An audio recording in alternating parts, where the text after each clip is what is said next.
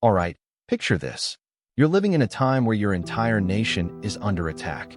Your people are starving. Every time you plant crops, your enemies swoop in like locusts, stealing everything. You can't fight back because they outnumber you, and everyone is terrified.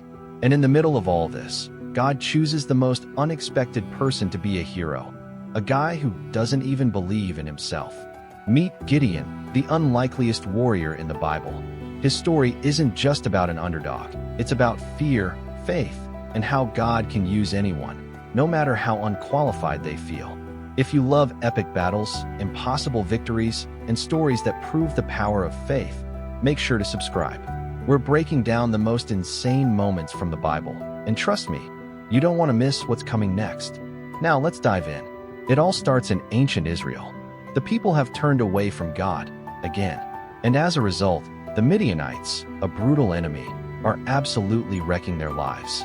For 7 years, these invaders have been raiding their land, taking their food, their livestock, everything. Israel is living in fear, hiding in caves, and crying out to God for help. And that's where we meet Gideon. Now, you'd expect a great warrior, right? Someone bold, fearless, already leading an army? Nope. Gideon is literally hiding in a wine press, secretly threshing wheat so the Midianites don't find it. This guy is not a fighter. He's just trying to survive. And that's exactly when an angel of the Lord appears to him and says something absolutely insane. "The Lord is with you, mighty warrior." Mighty warrior? Gideon probably looked around like, who, me? He doesn't feel like a warrior. He's scared, and he's got questions.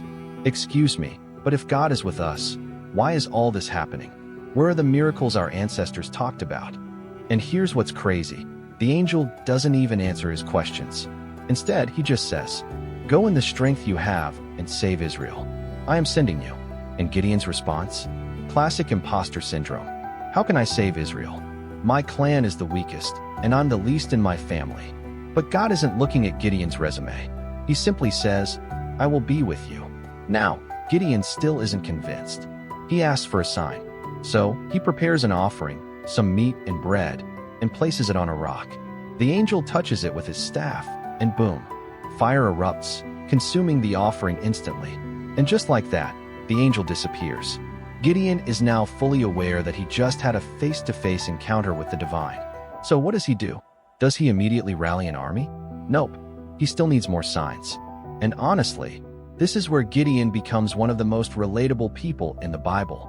He lays out a fleece on the ground and tells God, "If you really want me to do this, make the fleece wet with dew, but let the ground stay dry." The next morning, it happens. But Gideon, still unsure, asks God to do the opposite the next night. Make the fleece dry, but the ground wet. And once again, God delivers. Alright, now Gideon finally believes. He gathers an army, 32,000 men. Not a huge force, but decent. Then God drops a bombshell. "You have too many men." Wait, what? They're already outnumbered by the Midianites, who have 135,000 warriors. But God doesn't want Israel to think they won by their own strength. So, he tells Gideon to send home anyone who's afraid. 22,000 soldiers leave. Now, Gideon is left with 10,000. And God says, "Still too many." So, he gives Gideon a bizarre test. The men go down to drink water, and the ones who scoop it up with their hands instead of drinking directly from the river are chosen. How many does that leave? 300. Gideon has 300 men to fight an army of 135,000. And here's where it gets wild. God gives them a battle plan, and it sounds like a suicide mission.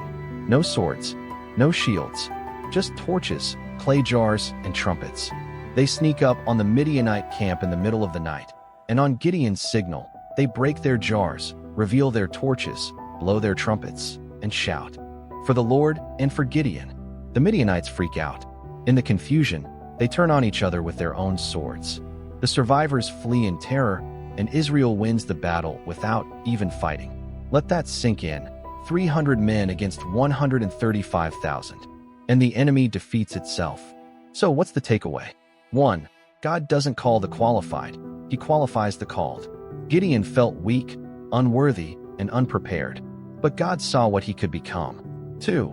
Faith isn't about having no doubts. It's about trusting God despite them. Gideon asked for sign after sign, and God met him where he was.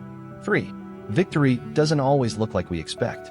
The world would say you need strength, numbers, and strategy. But sometimes, all you need is obedience. So what do you think? If you were Gideon, would you have trusted God's plan? Let me know in the comments. And if you love deep dives into epic Bible stories, make sure to like, subscribe, and hit that bell icon so you never miss a video. Because trust me, there are way more insane, hidden details in Scripture that most people never talk about. See you in the next one.